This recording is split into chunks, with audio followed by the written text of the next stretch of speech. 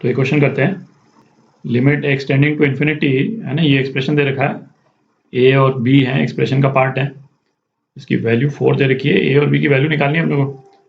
तो इस लिमिट को अपन क्या लिख सकते हैं, दो फंक्शंस के रेशियो के फॉर्म में लिख लेते हैं, है ना, x square plus x plus 1 minus a x square minus b x minus a x minus b और अपॉन एक्स प्लस 1, है ना, ये हो जाएगा। तो इसको अपन क्या लिख सकते हैं, limit x tending to infinity, है ना, 1 minus a into x square plus 1 minus a minus b into x plus 1 minus b upon x plus 1। अच्छा, अपन ने जब लिमिट्स डिस्कस किए थे इन्फिनिटी बाय इन्फिनिटी वाले फॉर्म में, है ना, जहाँ पे ऊपर और नीचे जो है पॉलिनोमियल है, तो पॉलिनोमियल की डिग्री जो है वो बराबर होनी चाहिए। ठीक है, यदि न्यूमरेटर की डिग्री यदि ज़्यादा हो जाएगी, है ना, तो उससे क्या पॉलिनोमियल तो इन्फिनिटी को टेंड कर जाएगा। ठीक है, और यहाँ पे क्या है, न्यूमरेटर की डिग्री जो है वो 2 है और डिनोमिनेटर की डिग्री क्या है, 1 है ना, एक्स का पावर यहाँ 1 है मैक्सिमम और न्यूमरेटर में एक्स स्क्वायर है। तो इससे क्या, हम यदि x से डिवाइड करते हैं न्यूमरेटर और डिनोमिनेटर को, तो इस तरह की सिचुएशन हो जाएगी। तो ये x अपॉन एक्स और ये 1/x। ठीक, तो अब क्या है, चूंकि यहाँ पे x तो रह ही जाएगा, है ना, x को डिवाइड करने के बाद में, तो जरूरी क्या है, 1 माइनस ए जो है वो 0 के बराबर होना चाहिए। ठीक है, तो एक रिजल्ट तो अपने पास में क्या आ गया, 1 माइनस ए 0 के बराबर, इसका मतलब a जो है वो 1 के बराबर होना चाहिए। ठीक है, तो अब ये वाली टर्म तो 0 हो गई, डिनोमिनेटर में क्या आ जाएगा अपने पास में, डिनोमिनेटर में 1 आ जाएगा। ठीक है, ये 1 हो गया। ठीक, और x इन्फिनिटी को टेंड करेगा, तो ये वाला एक्सप्रेशन ये क्या हो जाएगा, ये तो 0 ही हो जाएगा। तो अपने पास में ये वाली टर्म बच गई और इस वाले टर्म की अपने को वैल्यू दे रखी है, कितनी दे रखी है, 4 दे रखी है। तो 1 माइनस ए माइनस बी ये अपने को 4 के बराबर दे रखा है। ठीक, तो a की वैल्यू 1 यदि अपन डाल देते हैं तो b क्या आ जाएगा, b माइनस 4 आ जाता है। ठीक है, तो ये आपका आंसर a 1 और b माइनस 4, बी पार्ट। तो ये क्वेश्चन करते हैं, है ना, लिमिट की वैल्यू दे रखी है अपने को 0, a की वैल्यू निकालनी है अपने को। तो इस लिमिट को अपन कैसे लिख सकते हैं, x टेंडिंग टू 0 है ना, 0/0 वाला फॉर्म है, तो इसको सेपरेट कर लेते हैं। ठीक है, a minus n into n x sine n x upon x square, है ना, एक टर्म तो ये हो गई और दूसरा क्या हो गया, tan x sine n x by x square. ठीक, तो इसमें एक x की टर्म तो कैंसिल ही हो गई। अच्छा, इसको स्टैंडर्ड टर्म में हमको चेंज करना है, तो नीचे n से मल्टीप्लाई कर देते हैं, ऊपर n से मल्टीप्लाई कर देते हैं। ठीक है, तो इसको अपन क्या लिख सकते हैं, limit x tending to 0 n square, है ना, n square into a minus n sine n x upon n x, है ना, स्टैंडर्ड टर्म्स में चेंज कर रहे हैं अपन। अब इस वाले एक्सप्रेशन को tan x बाई एक्स, एक तो ये लिख सकते हैं और दूसरा sine n x by n x लिख करके n से मल्टीप्लाई कर देते हैं। ठीक है, और ये हमको क्या दे रखा है, ये 0 के बराबर दे रखा है अपने को। तो अब हम लिमिट लगा सकते हैं इस वाले एक्सप्रेशन पे, तो ये स्टैंडर्ड रिजल्ट्स हैं, है ना, ये 1 हो जाएगा, ये 1 हो गया और ये 1 हो गया।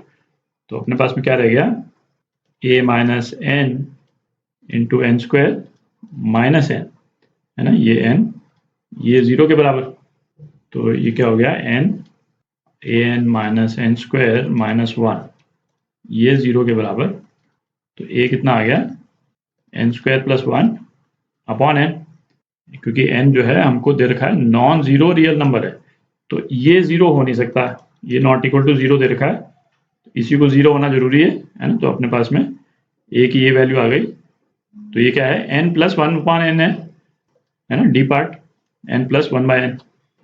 तो ये क्वेश्चन करते हैं, क्या बोल रहा है, the integer n for which, है ना, ये limit is a finite non zero number. मतलब बेसिकली डिनोमिनेटर में हमको कितने x चाहिए होंगे ताकि इसकी एक फाइनाइट नॉन जीरो वैल्यू आ जाए। ठीक है, तो न्यूमरेटर को थोड़ा सिंप्लीफाई करते हैं, उससे आइडिया लगेगा अपने को। तो limit x tending to 0 cos x minus one, तो cos x माइनस वन क्या है, minus twice sine square x by two. ठीक है। अच्छा, अब ये वाला जो ब्रैकेट है इसको अपन इस तरह से लिख सकते हैं, cos x minus one minus e to the power x plus one, ये लिख सकते हैं, upon x to the power n। ठीक, तो ये क्या हो गया, limit x tending to zero, value नहीं निकालनी है अपने को, है ना, केवल ये देखना है कि हमको डिनोमिनेटर में x कितने चाहिए, है ना, तो sine square x by two. अच्छा, अब यहाँ पे है ना cos x minus one, again अपन क्या लिख सकते हैं इसको, minus twice sine square x by two, और ये minus e to the power x minus one, है ना, इस टाइप से लिख सकते हैं, upon x raise to power n। ठीक। अच्छा, अब देखें, जो ये sine square x by two की टर्म है, इसको स्टैंडर्ड टर्म में यदि हमको लिखना होगा, जैसे sine x by two upon x by two, है ना, इस तरह से लिखेंगे अपन, और चूंकि स्क्वायर है तो इसका स्क्वायर, है ना, ये करने पे ये एक स्टैंडर्ड टर्म बन जाएगी, है ना, नॉन जीरो लिमिट आ जाएगी इसकी, बेसिकली मतलब वन लिमिट आ जाएगी। तो इसमें हमारे को x कितने चाहिए होंगे डिनोमिनेटर में, दो x तो यहाँ चाहिए इसको न्यूट्रलाइज करने के लिए। ठीक है। अच्छा, अब ये दूसरा वाला ब्रैकेट देखते हैं। दूसरे वाले ब्रैकेट में जो ये e to the power x minus one है, e to the power x minus one के डिनोमिनेटर में तो हमको केवल एक x से काम चल जाएगा। ठीक है, ये हमको मालूम है कि limit x tending to zero, standard term result क्या होता था, e to the power x minus one upon x, ये वन के बराबर, है ना, एक x से काम चल जाएगा। और ये दूसरा वाला जो ये साइन स्क्वायर वाली जो टर्म है, इसमें नीचे यदि एक x भी रखेंगे तो ज़्यादा क्या होगा, एक साइन x बाय टू वाली टर्म जो है वो न्यूट्रलाइज हो जाएगी और एक साइन x बाय टू वाली टर्म रह जाएगी। ठीक है। अच्छा, उससे हमको फर्क नहीं पड़ता है क्योंकि वो ज़्यादा से ज़्यादा क्या होगा, तो जीरो होगी, क्योंकि बीच में यहाँ पे तो माइनस है। ठीक है, नॉन जीरो हमको क्या है, इस वाले रिजल्ट को नॉन जीरो लाना है, तो सेकेंड ब्रैकेट में नॉन जीरो तो इससे आ जाएगा। ठीक है, अभी मैं इसको मतलब एग्जैक्ट नहीं कर रहा हूँ, है ना, ये x बाय टू वगैरह लगा करके, क्योंकि हमको तो नंबर ऑफ x कितने चाहिए बस केवल यही काउंट करना है अपने को। ठीक है, तो सेकेंड वाले ब्रैकेट के नीचे हमको एक x से काम चल जाएगा और फर्स्ट वाले ब्रैकेट के नीचे हमको दो x चाहिए होंगे। आप देख रहे हैं, स्टैंडर्ड रिजल्ट में कन्वर्ट करने के लिए।